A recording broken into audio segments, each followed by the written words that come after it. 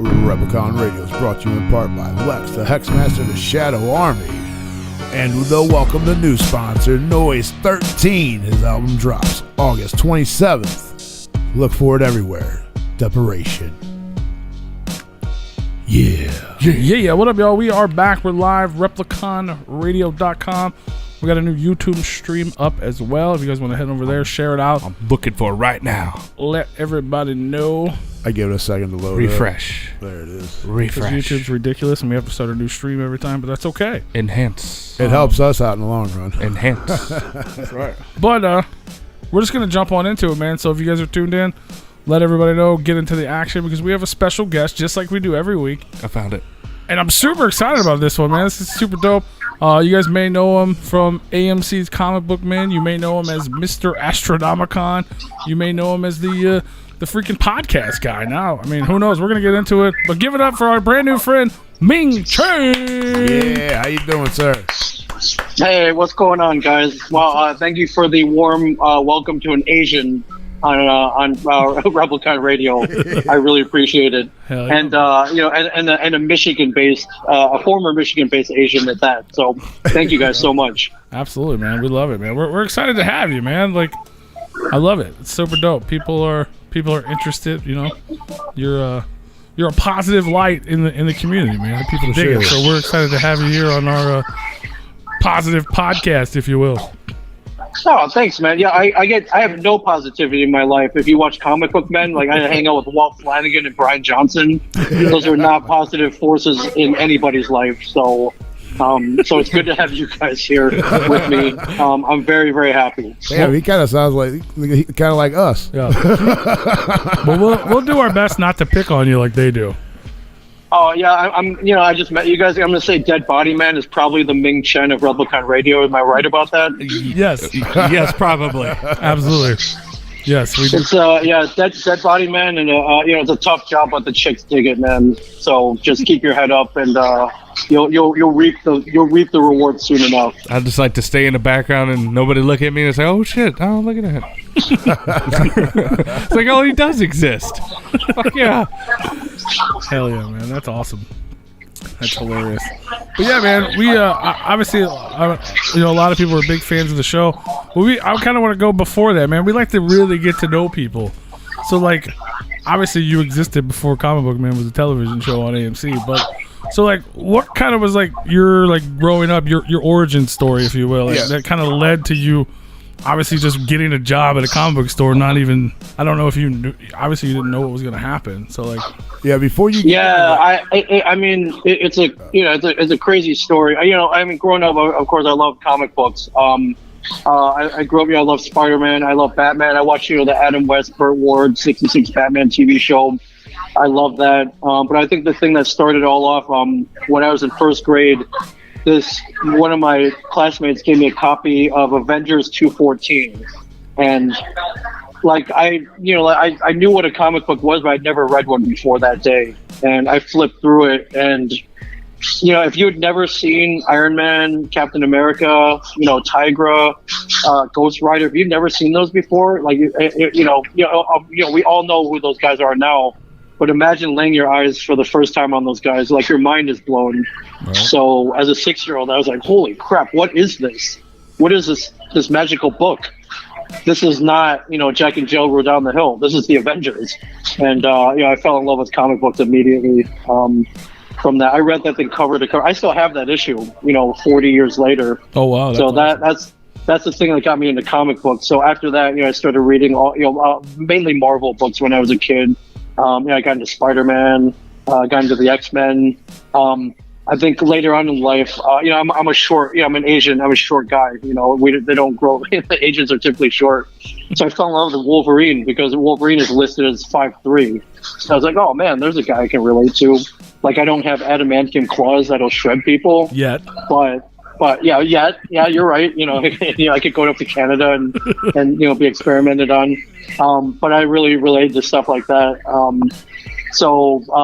And then growing up in school, there were no geeks when I was growing up, so it was a lonely existence. I'm sure a lot of people listening right now probably went through experiences like that. just being, because being a nerd wasn't cool, 20 years ago. Kids chased me around. Kids stole my comic books, or like you just didn't tell people you loved comics and the X-Men because they would they'd make fun of you. But I found like 2 kids in my high school class that loved comic books, and I'd go to their houses and we would play Nintendo, 8-bit Nintendo until like 3 a.m. We would watch James Cameron's Aliens and Terminator 2 over and over, and it was kind of nice to have that feeling. So those guys that grew up made me feel like being a nerd was cool, even though everybody else did. If that's being a nerd, I was a nerd too then, because I stayed up to like 5 o'clock in the morning playing Nintendo. Hell yeah. Yeah, remember that? Like Metroid, freaking Metal Gear, all that stuff, man. It was like to me, that's what life was. Life to me wasn't. I don't know what kids do now, or I don't know whatever I guess they watch sports or whatever. But I thought that was boring. I was like, I don't want to live like that, right?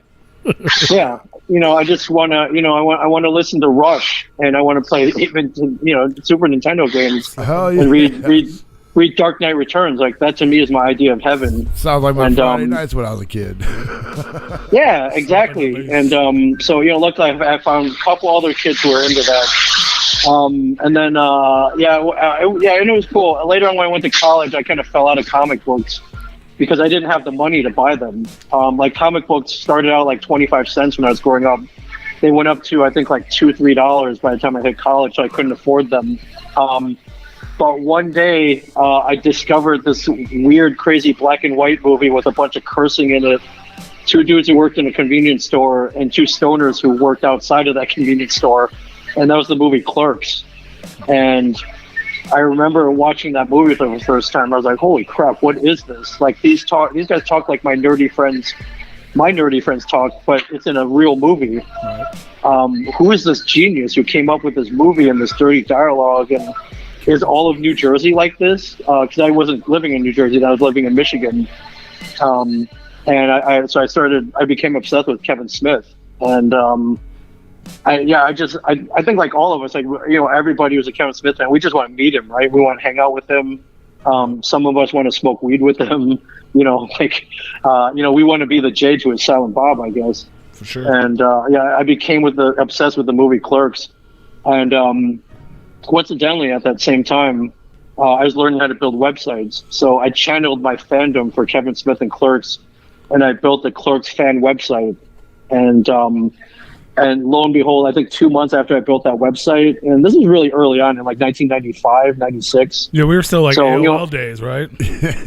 Yeah, and I don't even know how old you guys were, but I mean, HTML. Like, imagine a world where there's no Amazon Prime, no Facebook, no Instagram. Yeah. There wasn't even a Google or Twitter. But through that fan site, one day Kevin stumbled upon it on accident. And from what he tells me, he said he was pretty blown away with it, and he ended up finding my phone number and just calling me out of the blue.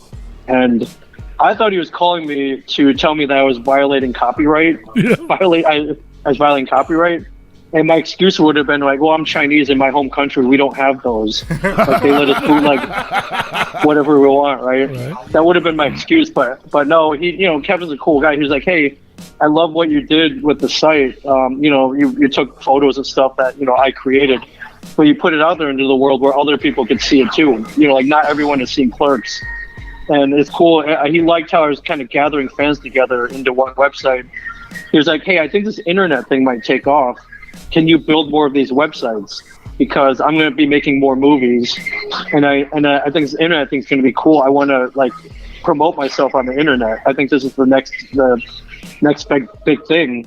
And he was right. And once I found out it was really him calling me, that it wasn't like a prank call or something. That had to be cool. I was like, "Dude, whatever you need, I will help you out with, like from now until the end of time."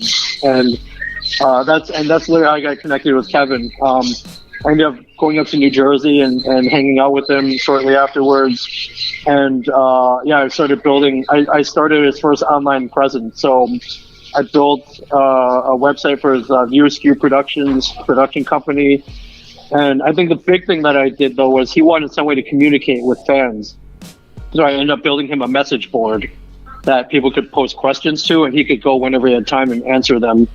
And it was kind of like normal people ask him, whatever, what do you think when he was doing this in the movie, or just real, like, what did you have for dinner? It could be anything.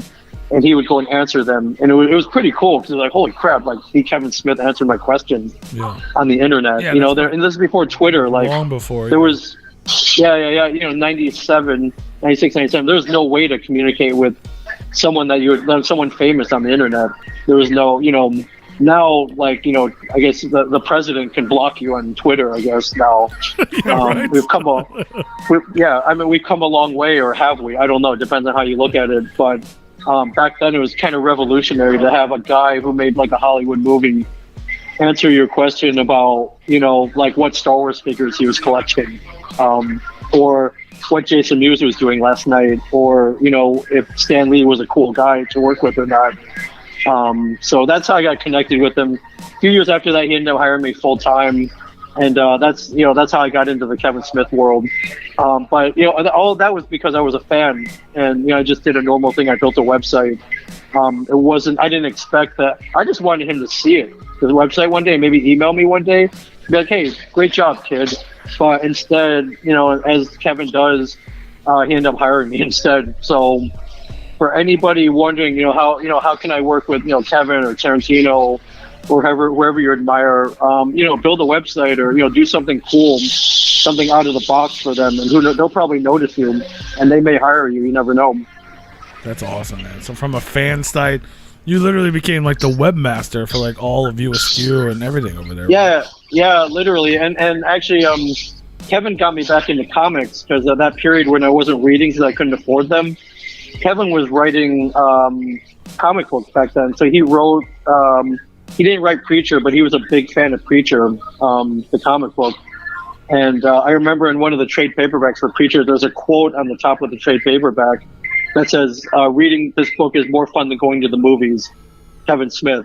And I was like, well, if he likes it this much, I should read it. And any of you guys have read Preacher, maybe even seen the TV show, like, how mind-blowing that comic book is. So after that, I discovered, comic books became more adult back in, 96, 97. So, Preacher, Spawn, stuff like that, like Sandman, Neil Gaiman. So that got me. I was like, whoa, this is what comic books are now. It's not just like guys in tights, taking down like bald-headed villains. I was like, wow, this is cool. And that's how I got way back into comics. And had I not, I probably wouldn't have been on Comic Book Men.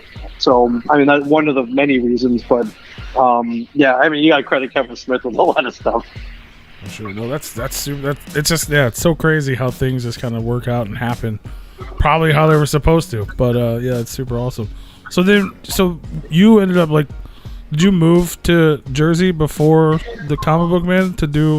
So what had happened? So I was in college when I built that fan website, and when I started doing stuff for Kevin, and it was mind blowing. Like, the first thing, he's like, "Hey, I want the website." He's like, "What's your address? I'm going to FedEx you a bunch of photos from Clerks and Mallrats." And the next day, a FedEx comes, and I'd never gotten a FedEx before. I wasn't cool enough to get overnight mail. So it was like that scene from at the end of that movie Bowfinger with Eddie Murphy and Steve Martin. When they said at the end of the movie, when you start getting FedExes, that's when you know you've made it. And so all of a sudden, I was like a 20-year-old kid with a FedEx box from Kevin Smith. I'm like, what's going on here? You made but it. Inside that, yeah, I guess so. Inside that box were stills from the set of Clerks and Mallrats, actual printed photos. Awesome. And I was like, holy crap. And getting that box, to me, it was like George Lucas sending me a lightsaber, right. And that was my analogy. I was like, this stuff is super rare. He's like, hey, this is all the stuff I want on the website. So I started doing that. I graduated college. I actually went and got a real job for about 4 years. I had to wear a tie. I had to commute. Oh, no. I had a boss who, I had to write, almost TPS reports, stuff like that. So I did. I actually had a real job, and that's how I funded my toy collection. After I got home, I whip off the tie. I would go to Toys R Us and Target and Walmart looking for Star Wars toys, and And then also by night, I would be working on website stuff for Kevin. So I kind of had like a dual life. Like I kind of felt like Batman in a way, but not solving crime. Instead, I was just coding stuff for Kevin Smith. But to me, it was almost the same thing. Yeah, that was solving crime. Yeah. So it was cool. So I tell kids, I was like, hey, maybe you can't make a living, Twitch streaming or, streaming on YouTube. You might have to go and get that real job for 4 or 5 years and just save up your money, and eventually you can use that money to go do whatever you really want to do and build that up, and I also tell people, like, listen, having both jobs, like the day job that I didn't really want to be at, and then being able to come home and work on stuff for Kevin, like stuff that I really desired, like I really wanted to work on. Like I think that made the Kevin stuff even better because I put my blood and heart into it. So, but yeah, shortly after, I actually went off and I got hired by Ben Affleck and Matt Damon for a year. They had this weird internet startup company around like I was actually during like the tech bubble. So that bubble kind of burst, and after that, Kevin hired me full time, and I ended up moving to New Jersey. So I hopped around a little bit, but I think fate was always going to take me to, the Views universe, to Kevin Smith, New Jersey, for sure. That's awesome. So you did. What was it, Live Planet or something like that? That's right. Yeah. It was called Live Planet. That Ben and Matt had an internet startup company. Was that the big thing? The big thing they developed. They created a TV show called Project Greenlight, which you might remember. Yeah. Which was an online script competition where people would write a movie script, and one of them would get picked to be able to direct and make their movie. And yeah, it was a cool concept. I think it was probably about 15 years ahead of its time, though. Right. And I guess I'm just assuming, but was that like through the connection of Kevin Smith as well? Since he was most definitely. What had happened was Ben Affleck saw the website that I built for Kevin and like the message board and all that. He's like, hey man, can you build me one of those too? And this was right after I think he won the Oscar for Good Will Hunting. So I was like, yeah, I'll work for Reindeer Games at Ben. The dude from Armageddon. Like, yeah, I want to build a website for him. That's awesome. So, yeah. Affleck, you're the bomb and Phantoms, yo. So yeah, hell yeah. Yeah.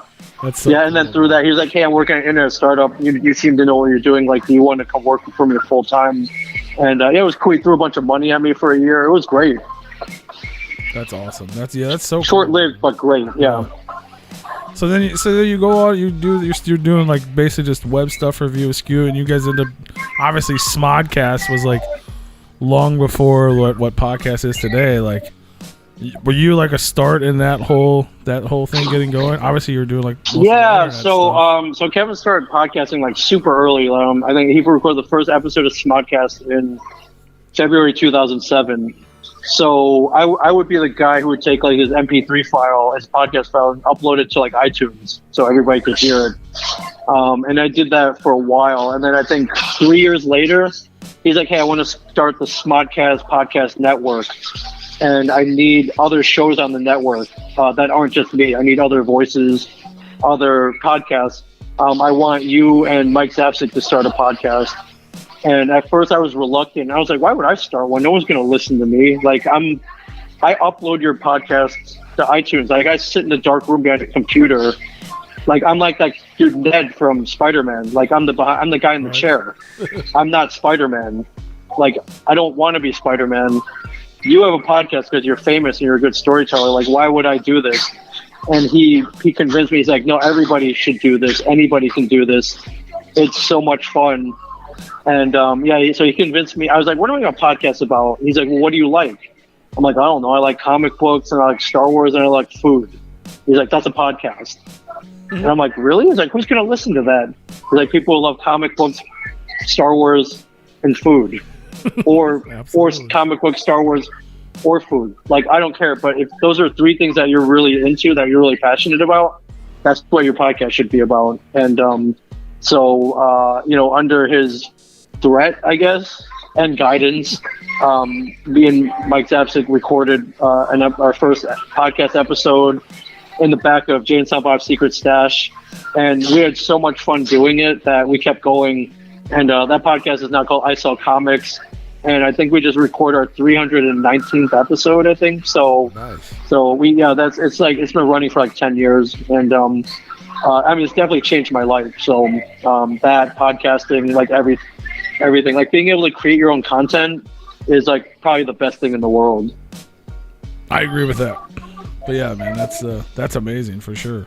So then how does all this stuff, all these big and little tasks and being the behind the scenes man and now being the podcast guy, how does that turn into working inside of a comic book store? Or was that planned? Was the TV show known about before? So me and Kevin met, he contacted me in 1996.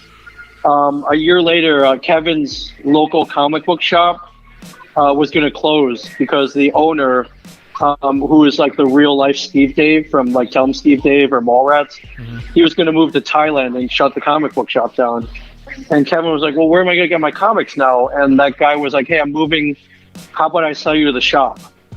And Kevin had just gotten a pretty decent check from Clerks, I think. And they negotiated a price, and all of a sudden Kevin had just bought a comic book shop, which was the first, that was how Jay and Silent Bob's Secret Stash started. So when I came and worked for him full time, the shop had been set up for I think 3 or 4 years already, and it became not only a fixture in our town but worldwide famous. I don't think you see it in Chasing Amy. It's in a cutscene in Chasing Amy, but you see the stash in like Jay and Silent Bob Strike Back and almost every other Kevin Smith movie after that. And it became not only a comic book shop, but a Kevin Smith museum. Like we like have props on display and all that stuff. So I think when Kevin hired me full time in 2002, the shop was already established. So I would go down there. I would bug Walt Flanagan. They showed me how to run the register. So I would help out down there. And so that's how I became affiliated with the comic book shop. I opened up like the first online Jay and Silent Bob Secret Stash merchandise store. So I became like ingrained in the store like almost immediately. I gotcha. So it wasn't like everyone was just kind of a part of the store because you guys were all working together as a team. So then was there like a discussion when the show came about? Like how did that happen? Like, I'm sure there was other people that like worked at the store besides, you know what I mean? Like just. No, it's always been very tight knit. So really? I think, it was Walt. Walt was the manager. Mike Zapsik was the assistant manager. I did pretty much all the technical stuff or anything that needed like graphics. And then Brian would just come and make fun of me, like whenever he felt like it, or just come and BS with Walt. Like I don't think Brian Johnson's paid taxes since like 2007, so because he hasn't worked since then and had a real job. Right. But the way we found out about the show was Kevin had sent me a text one day. He's like, "Hey, this is gonna sound real weird, but they want to shoot a reality show at the Stash." And I was like, "Wow, that's cool. You should be on a reality show. The Stash is a great backdrop. The world of comic books, like they haven't really done that on reality TV." I was like, "Wow, that'd be really cool." He's like, No, you don't understand. They want you on there, and Walt and Mike and Brian. And I was like, who the hell would want to see us, like middle-aged nerds, talk about, Back to the Future and Star Wars and, Lord of the Rings and, $6 Million Man. I never thought in a million years that anybody would want to watch 4 guys arguing about stuff like that. Little did I know that there is in fact like about 1 million people out there, like 1 million nerds who wanted to see that, and thank God they did. But I was really doubtful, so I brushed it off because I thought he was just really high that day. I was like, dude, what strain are you smoking? Because it's really messing with your head. Because you just said reality show with me, Walt, Brian, and Mike. I'm like, that would never happen. Mm-hmm. But yeah, later on I found out that AMC had such a big hit with The Walking Dead that they wanted something else in the comic book world to put on TV that would come either after it or between seasons. And that's kind of how we came about. Was thank God for Robert Kirkman and The Walking Dead. Right. He's the one that really got us started. The idea, but it was Kevin who came up with the idea of putting it in his comic book shop with 4 guys. I think his basic concept was like, why don't you just rip off Pawn Stars, Right. or put it in the comic book shop, and instead of like Chumlee and Big Rick, it'll be Brian, Walt Flanagan, and Ming Chen can be the Chumlee or the Snooki or whoever, whatever. So yeah, that was basically his pitch. So that's how he pitched to AMC, and they came down, they visited the shop, they met with us, and I think oddly enough though, they actually went and listened to the podcast too. They wanted to make sure we would work well together, like just BSing with each other. And they went and listened to podcast episodes of like Brian and Walt like making fun of me, and they were like, wow, if these guys can like bust each other's balls on the TV show like they do on the podcast, like we might have a hit show. So for anybody out there who has a podcast or streams on YouTube, or maybe you're thinking about doing a podcast, like I can't tell you that you'll wind up on TV because you started podcasting, but I can't say it won't happen either, because it happened to us. Right. So You never know. You never know. That's so crazy. Yeah, and obviously the show was a huge success. It was super enjoyable. Like you said, the pawns, you get the Pawn Stars vibe, but with cool comic collectibles, and then you guys have your banter and your adventures in between. It was super dope. So I know you talked about it before. You guys did the panel at Astronomicon about it too. But like, so what? Obviously the show's super successful. Then all of a sudden you guys just got canceled out of nowhere. Like what? Was I mean, one day I think it was like May 2018. We get a text from Kevin. He's like, "Hey guys, I have some bad news. AMC is not going to renew the show. I'm as disappointed as you are. I don't know why." But it was kind of like, I guess one day, we were going to get this, one day the show was going to end. Didn't think it would be this early, but, and I can't cry that much about it. We got 7 seasons and 96 episodes, but, to this day, we don't know exactly why. I get, like anything else, I guess it boiled down to money or shareholders or whatever, like stuff that I have absolutely no control over. Yeah. Because in my mind, I was like, dude, I did everything I had to keep that show on the air. Like, I put on an orange Speedo. I had to dress like a jester. I did all kinds of crazy stuff. Like, I was peaceful in the fact that I did everything I could have to keep the show on the air. But, they never really gave us a reason. I mean, I'm sure it had to do with money. Yeah. Maybe they had to pay Norman Reedus more. I have no idea. But it's a sad day for sure, though, man. Because, to this day, I guess 3 years later, people are like, hey man, are you guys coming back? Like, I missed the show. Like, you guys were great. And to me, that's very flattering to hear. It means that even after 7 seasons, people didn't get tired of the show, which I think is pretty cool. Because I think even after 8 seasons of Game of Thrones, people are like, like I'm done. Or, by season 10 of Alf or the A-Team, people are like, all right, we get it. You're fugitives. You blow stuff up. Okay, let's move on. So that's pretty cool. Hell yeah.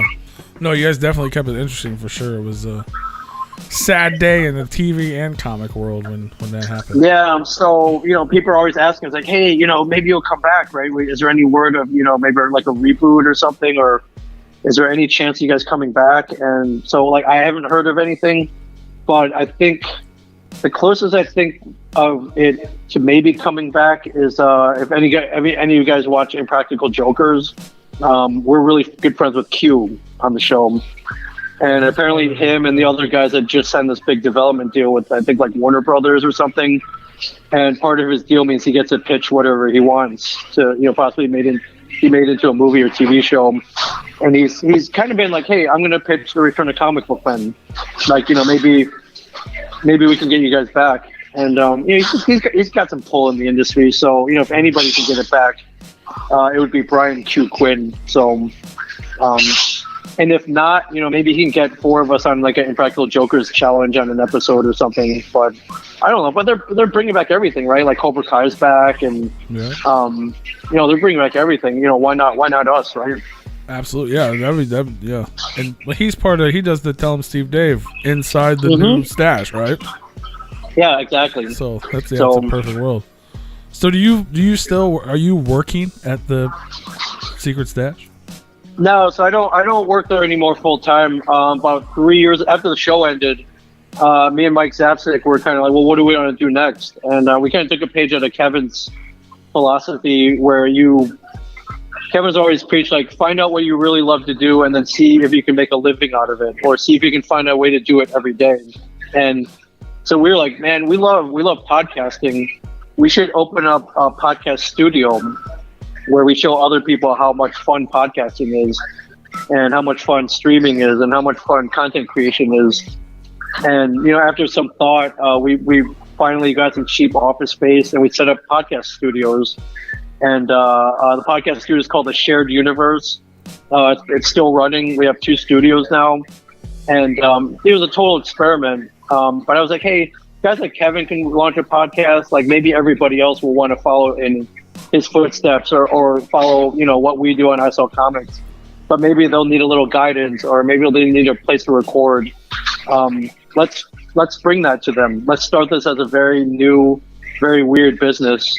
And it ended up working. We were running for 3.5 years. We kept going throughout the pandemic. And it's cool. Like, so we help people do what we're doing right now, which is streaming, content creating, recording conversations and bringing them out to the rest of the world via the studio. So that's what I do full time now. So it's called The Shared Universe, right? Yes. So you guys, like, people just come in, like, and you guys just have different studio spaces, and if people kind of know what they're doing, you just give them time. Initially they'll, like, we teach classes. So if they're totally new, we'll teach them. We basically teach them what we've learned about podcasting, like everything we learned in the 10 years, we pass on to them via class. And then the goal is to have them come back every week and record their episodes. And it's been a pretty good business model so far, because that's exactly what's happened. So I think we've launched like 70 shows, and most of them come back and record on a very consistent basis. So it's pretty cool. We kind of took what we showed people, on Comic Book Men, you see us between scenes podcasting. So we kind of took that and built that into a business, and it's been pretty good so far. It's been a lot of fun. That's awesome. So you guys, I know you guys for people that aren't in an area where you guys are, is there things that you do for people that can't actually physically come there, or? Oh yeah, for sure. So we can teach our classes via Zoom, and then now with everyone streaming online or doing virtual, you can record a podcast like that. So your co-host doesn't even need to be in the same room with you. They don't need to be in the same city. They don't even need to be in the same country. We can connect anybody from anywhere in the world now, and podcast, and they can record a podcast together, and we can release it on Spotify and iTunes. They can stream on YouTube. They can stream on Twitch, all this stuff. And it's just pretty awesome how like normal people can create like really good content now, whereas before you had to pitch to a TV network, or have a lot of money or whatever. Like, now anybody can do this. And you guys are out there helping people. So if you're out there listening and you want to get into something like this or something more technical, where do they just go to shareduniverse.com or? Yep, exactly. And connect with us, book a podcast, and we'll help you do the rest. There you go. That's super awesome. So, and then also you're out there doing conventions, and you're big in the con world. I wanted to ask, how did you end up? We go out to Astronomicon. How did you end up? You've become known as Mr. Astronomicon. So they invited me to the first one, 3 years ago, and I had an absolute blast. I love meeting. Not only do I love meeting people and fellow geeks, but I love meeting fellow geeks and like horror movie nerds from Michigan, because that's where I grew up. I grew up in Ann Arbor. I grew up in Jackson, Michigan. I went to school at the University of Michigan. So anytime there's a Michigan convention, like, I want to be there. I guess somebody coined me that. I mean, I share the title with Dustin, Big Vin Dustin. I think we're both Mr. Astronomicons. We look very different, but we act very different. You should just dye your hair green with a mohawk this year and see if anybody will notice. I should figure out a way to do that. I think that'd be awesome. I think just by virtue of, I've been to they've invited me back every year. and I just have so much fun with all my fellow Michigan geeks that I guess they've given me that title, and I'm beyond happy to share it with Dustin. And it's a very flattering title as well. I love Astronomicon, man. I've been to 200, 300, 400 cons in my lifetime now. Like, there's no other convention like Astronomicon. I love it. I just love the atmosphere. I love there's a mix of pop culture, wrestling, music, and horror guests, and everyone there is just having such a great time. It's such a great vibe that I love it. I hope I'm there every year. Yeah. So you actually get to go back. It's in Ann Arbor this year, so you get to actually go back to. Yeah, which is crazy. It used to be in Sterling Heights, and they've moved into a venue in Ann Arbor. And being from Ann Arbor, I laugh because Ann Arbor is kind of like a hippie town, but they're people in Argyle socks and suits there too. So I'm not really sure if Ann Arbor is quite prepared for Astronomicon. And I want to be there to see how Ann Arbor reacts to having this amazing convention there. To the Juggalos. I think it's going to do very, very well there. But I want to see, are people shocked? Are people, will there be curious people kind of coming by and then falling in love with it? Like, I just don't know what to expect. But I definitely want to see if my mom and dad will come down. And yeah, they're like, "Hey, what's that smell?" I'm like, "Oh, don't worry about it, Mom. It's cool." That's just Juggalos. Yeah, it's Juggalos. Yeah, that's what the smell is. That's awesome. Hell yeah. So and then I got it pulled up for anybody that's tuned in on our YouTube channel. But they announced that this year you're gonna get your very own Knucklehead toy. Yeah, dude. I'm a nerd, so I love toys, of course. But when someone official makes an official toy with packaging and everything, right, and it's you, it's pretty cool, man. And the Knuckleheads are awesome. I don't know if you guys own the Twisted Knuckleheads. Oh yeah. But they're awesome. They're amazing. And so they were like, "Hey, would you have any problem if we made a vinyl Knuckleheads figure of you?" I'm like, "Absolutely, do it, because I want one." Right. And I posted on social media the other day, got a really good reaction. So I guess they're gonna be ready and they'll be selling them at the con. So I'm excited, man. Yeah, the Knucklehead toys are dope.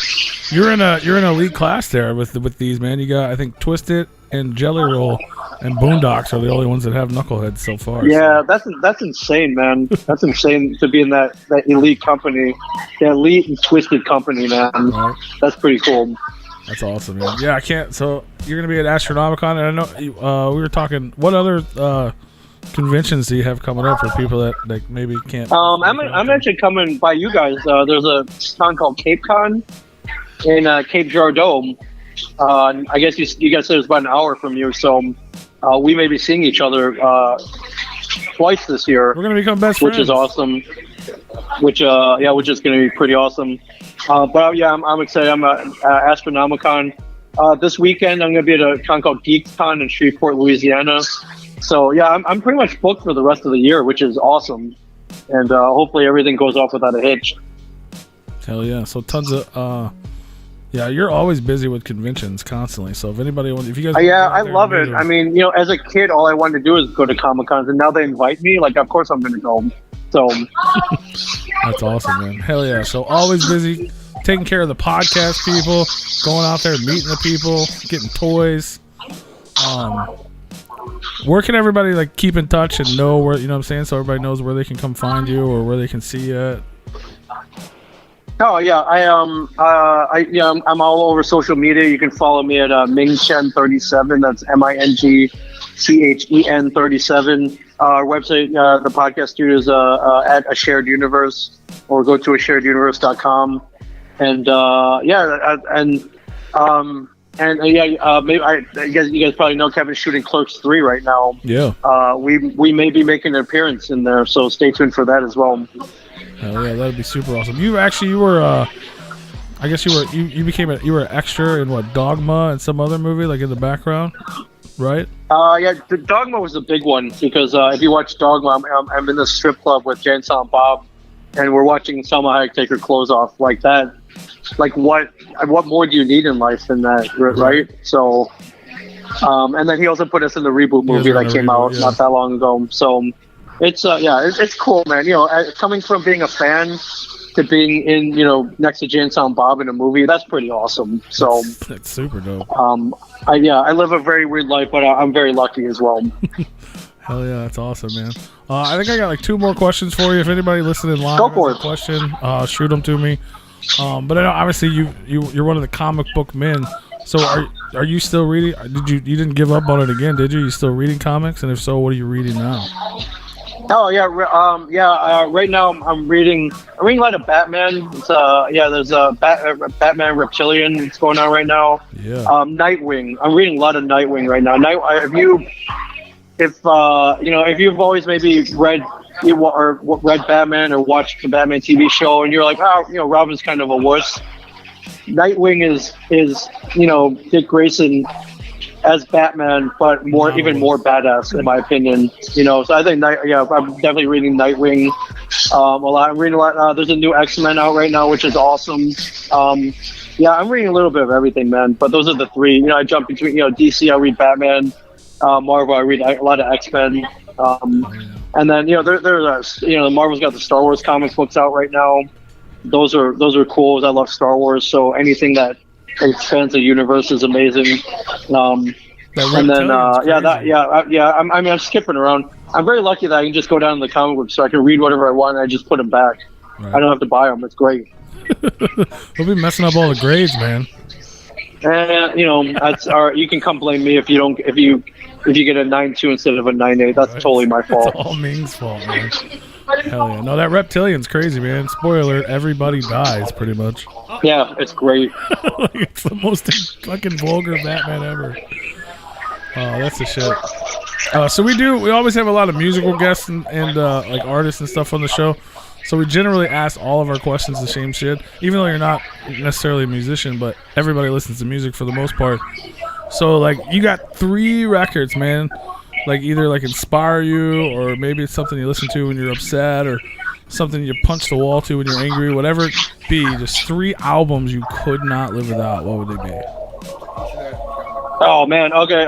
Number 1 would be a Tribe Called Quest, The Low End Theory. I love Tribe. Hell yeah. I think that's like this Desert Island record. 3, man, that's tough. The second one would probably be Led Zeppelin 4. That's kind of a cliche answer, but that's such a great album. And then I think number 3 would probably be Wu-Tang Clan. Enter the 36 Chambers. That's a classic album as well. I think those are the 3 I could like literally name off the top of my head. Jeez, dude, that's a tough question though, man. Right. That's a tough question. I hear you. I mean, I remember like in high school, I wore out my Appetite for Destruction tape, so I'll give that an honorable mention.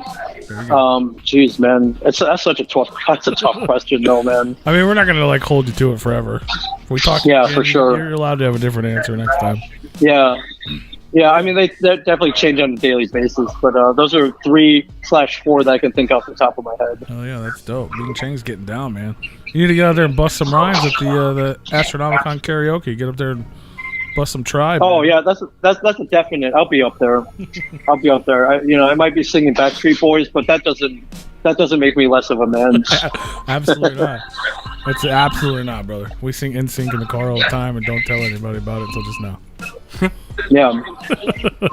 Hell yeah, man. Well, that's awesome, man. Well, we appreciate you taking the time to hang out with us today, man. We look forward to seeing you at Astro again this year and hopefully some other spots. I want to officially welcome you to our Replicon Radio family, man. You're always welcome here. And you got any last words or any shout-outs before we let you get back to what you're doing? Oh yeah, I mean, just shout out to the Twisted and George and Dustin and just Astronomicon. I mean, they put on a great show. If you're listening to this right now, if you're in Michigan, definitely come. If you're not in Michigan, grab a plane ticket and come. Yeah. I can almost guarantee you a great time, and you get to see us. So that's priceless. Absolutely. But definitely make plans. It's been a tough year. Get out of the house, and come to Astronomicon. 100%, man. Hopefully we see you out there. I mean, we'll definitely see you out there. I'm saying hopefully we see the other people listening out there. Yeah, you will for sure. I have no doubt. Hell yeah, man. I can't wait for it. Spoiler alert for everybody listening. If you want to hear more about Astronomicon and Twisted's going to be live right here on Replicon Radio next Monday night. So tune in for that one as well. Hell yeah, man. Well, awesome, man. We appreciate you taking the time to hang out with us, man, and we look forward to chatting to you again. Yeah, thanks, guys. I'll see you next week. All right, man. Awesome. Thank you so much. See you later. Peace. Yeah. Everybody else, we're going to take a quick musical break, and we will be back shortly after.